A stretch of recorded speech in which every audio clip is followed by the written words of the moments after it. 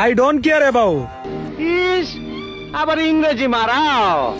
কে থাকলো আর কে গেল, I always remember that যারা আপন তারা কখনো ছেড়ে যায় না।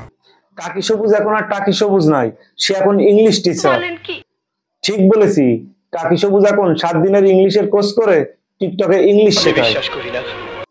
বিশ্বাস না করার কি আছে, সে কত বড় ইংরেজি বই পড়তেছে দেখেন।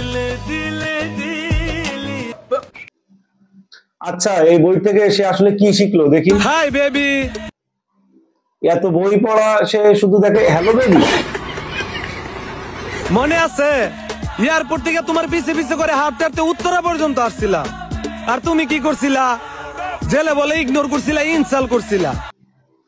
না বেবি, তোমার ইংলিশ টিচারকে এইভাবে ইনসাল্ট করা ঠিক হয় না।